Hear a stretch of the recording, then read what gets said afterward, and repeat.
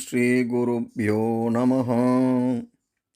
இன்றைய பதிவிலே நாம் பார்க்க இருக்கும் திருத்தலம் குளம் தழைக்க வைக்கும் தண்டுமாரியம்மன் திருத்தலத்தின் சிறப்பு பற்றிதான் பார்க்க இருக்கிறோம்.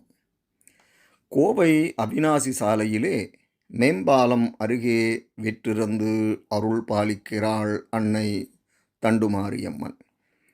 வியாபாரத்திற்காக வந்த ஆங்கிலேயர்கள் பிரித்தாளும் சூழ்ச்சியை பயன்படுத்தி நமது மக்களிடையே ஒற்றுமையை குலைத்தனர். அதன் மூலம் நம்மை அடிமைகளாக மாற்ற சதித்திட்டம் தீட்டினர். இந்த நேரத்தில்தான் பாளையக்காரர்கள் ஆங்கிலேயரை எதிர்க்கத் தொடங்கினார்கள். நமது மக்களின் அடிமை வாழ்வை மீட்கும் வகையில் படையுடன் கோவை வந்து கோட்டை மதிலுக்குள் தங்கியிருந்தார்கள். அப்போது ஒரு படை வீரனின் கனவில் அன்னை தண்டுமாரியம்மன் காட்சி கொடுத்தாள். தன் அருள்மழையை மக்களுக்கு வழங்க நினைத்த அந்த அன்னை தன் இருப்பை உணர்த்தி வெளிப்பட்டு எழுந்து அருளினாள். தண்டு என்னும் சொல்லுக்கு படை வீரர்கள் தங்குவதற்கு அமைக்கப்படும் கூடாரம் எனப் பொருள். தண்டு என்ற சொல்லே அன்னையின் பெயருக்கு அமுதூட்டும் சிங்காரச் சொல்லாய், சிறப்பு பெயராய் அன்னையின் பெயருடன் சேர்ந்து வழங்கி வருகிறது.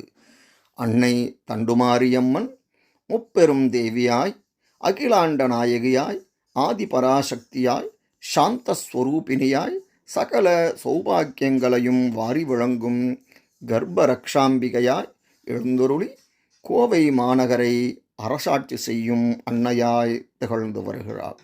துர்காதேவியின் அம்சமாக வீற்றிருக்கும் தண்டுமாரியம்மன் தீராத நோய் தீர்ப்பதில் வல்லவள்.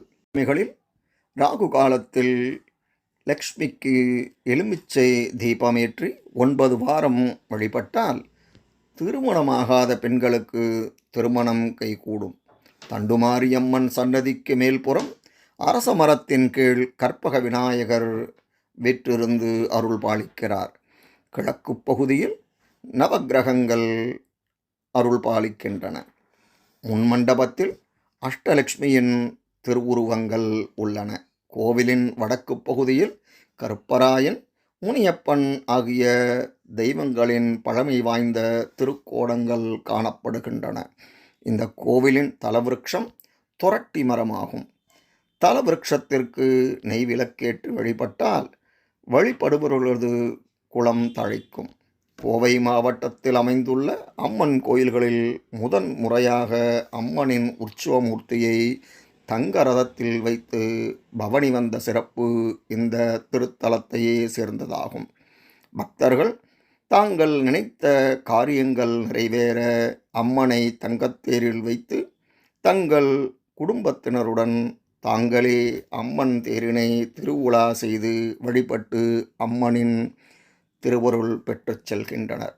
நீங்களும் சமயம் கிடைக்கும் போது கோவை மாநகரத்தில் உள்ள தண்டுமாரியம்மனை வணங்கி எல்லா வளமும் நலமும் பெற தண்டுமாரியம்மனை வணங்கி அடுத்த பதிவிலே இன்னொரு திருத்தலத்துடன் உங்களை சந்திக்கிறேன். நன்றி, வணக்கம்.